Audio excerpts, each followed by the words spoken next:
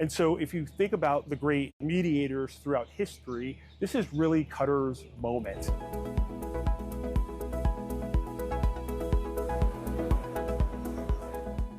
Justice in action beyond promises to progress isn't just a theme, it's a challenge. From the opening ceremony of this year's Doha Forum, there was a palpable drive to turn big ideas into real-world results.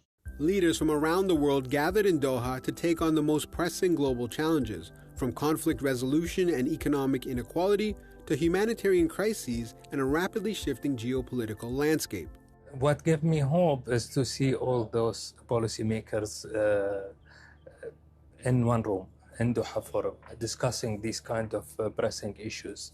And this is what we are trying to promote and to encourage everyone to do, is to meet, to have dialogue, and to go out of this Doha Forum with very good results and continue their partnership in the future. Well, this is my first forum here in Doha, and I'm positively impressed by, first of all, the size of the event is one of the biggest I have ever been to, but also the quality of participants. I think it's important in these global events that you have different angles coming in, and clearly Doha is a hub for bringing together different viewpoints, and I'm very happy to contribute to the European viewpoint of the whole business. Many senior diplomats and international officials praised Qatar's growing reputation as an impartial mediator, grounded in international law, focused on protecting civilians, and paving the way for negotiated solutions. We see Qatar's growing role in the Middle East as well. I mean, all the international mediation that they're doing when it comes to Sudan, but also Gaza, also Ukrainian children, for example, or the Great Lakes. So we see that we have a lot of things where we can work together. Of course, not only on peace and security matters, but also other matters like trade, economic relations, innovation, technology that we can build up. During the forum, the Qatar Fund for Development announced 18 new strategic agreements worth nearly €500 million to support development programs that will benefit more than 4.7 million people worldwide. The big gap is 88% of Africa don't have electricity. This is not acceptable. We cannot create a good economy. We cannot create, for agriculture, how supply waters. Without electricity, we cannot have good education, good health.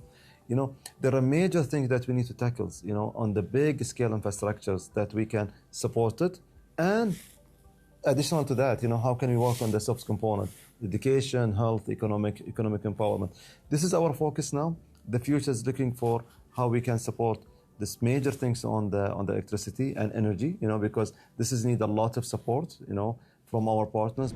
For the first time, the forum also hosted a live on-stage podcast produced by Doha Debates, a global platform focused on constructive dialogue using Majlis-style conversations to find common ground. So when people think of debate, they actually now think of the talking heads on TV who yell at each other and who try to score points against each other. It's like a boxing match. Right. It's a gladiator fight. Doha Debates is entirely against this. We're based on the Majlis style of debate. The idea is to seek truth.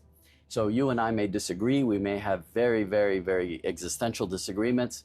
How are we going to address those? We're going to address them by respecting each other as human beings and having a meaningful, deep-seated conversation that explores the topic from multiple issues. Much of this year's discussion centered on the Gaza conflict and Qatar's mediation efforts, with several speakers calling for deeper recognition of Doha's role and greater engagement from European institutions. With all the conflicts that we had, with all the events that we had during the year, this Doha Forum basically just bring us the solutions, bring us the conclusions, and I do believe that the partnerships that we sign this year with the European Union will be a successful one. From mediation tables to development pledges, the message here is clear. Progress only happens when conversations turn into commitments.